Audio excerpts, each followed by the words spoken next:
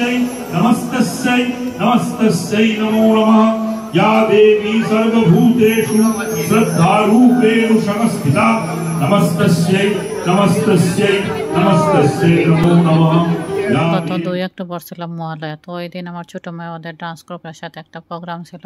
তো সবাই মিলে সুন্দর করে সেজে নেয় এবং মেকআপ ম্যান এসে ওদের সবাইকে সুন্দর করে সাজিয়ে দেয়।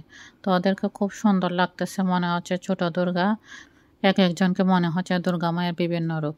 তো আসলে মহালয়া হচ্ছে পিতৃপক্ষের অবসান ঘটিয়ে দেবীপক্ষের সূচনা।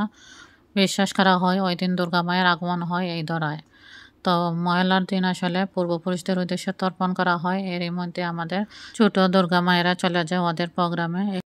অ্যাকচুয়ালি এই প্রোগ্রামটা হয়েছিল প্রবাসী সনাতন ঐক্য পরিষদ আয়োজিত সংগঠনটির মাধ্যমে, এবং এই সংগঠন গত বছর থেকে দুর্গাপূজা নতুন করে শুরু করেছে এবং এই বছরও দুর্গাপূজা করতেছে। এবং এই মহালয়ার প্রোগ্রামটা হয়েছিল ইউইর আজমান স্টেজ স্পাইস হাউস রেস্টুরেন্টে।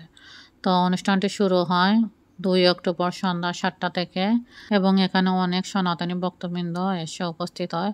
প্রচুর মানুষ হয়েছিল। তো অনুষ্ঠানটা শুরু হয় চণ্ডীপাঠের মাধ্যমে।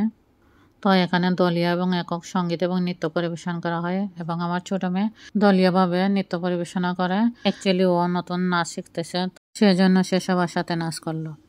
কিন্তু বাচ্চাদের স্কুল পরের দিন থেকে, সেজন্য আমরা পুরো অনুষ্ঠান দেখতে পারিনি। অ্যাকচুয়ালি অনুষ্ঠানটা হয়েছিল বুধবার দিন এবং পরের দিন বৃহস্পতিবার দিন স্কুল থাকা এবং বাচ্চাদের এক্সাম থাকে, আমরা পুরো অনুষ্ঠান দেখতে পারিনি। কিন্তু অনুষ্ঠানটা অনেক সুন্দর হয়েছিল, অনেক সুন্দর দলীয় গান নৃত্য পরিবেশন করা হয়, এবং এখানে মেইন আকর্ষণ ছিল চণ্ডীপাঠ। খুব সুন্দর চণ্ডীপাঠ করা হয়। আসলে যিনি চণ্ডীপাঠ করেছিলাম মনে হচ্ছে ওনার চণ্ডীপাঠ আমি টিভির মধ্যে শুনতেছি, সেই রকম চণ্ডীপাঠ হয়েছিল। তো তারপর আমরা চলে আসি বাসায়, কারণ আসলে অনেক রাত হয়ে গেছিল। পরের দিন বাচ্চাদের স্কুল এবং বাসায় যেতে অনেক সময় লাগবে।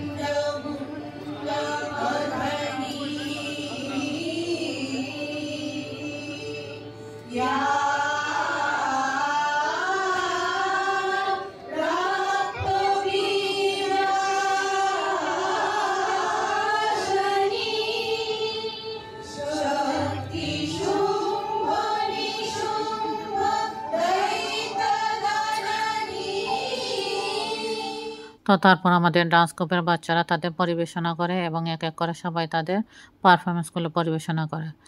তো আসলে অনুষ্ঠানটা অনেক সুন্দর হয়েছিল, এবং এই অনুষ্ঠানটি RTV নিউজ চ্যানেলে প্রচার করা হয়। আসলে বিদেশের মাটিতে বসে আমরা আমাদের পূজা দেখতেছি, উপভোগ করতেছি, সেটাই আসলে আমাদের জন্য অনেক কিছু। এবং এই দুর্গাপূজাটি অনেক সুন্দরভাবে অনুষ্ঠিত হবে, এবং ইউতে এরকম 4-5টা দুর্গাপূজা হয়, খুব সুন্দর করে পূজা হয় এবং খুব সুন্দর করে আমরা আসলে পূজা উপভোগ করি।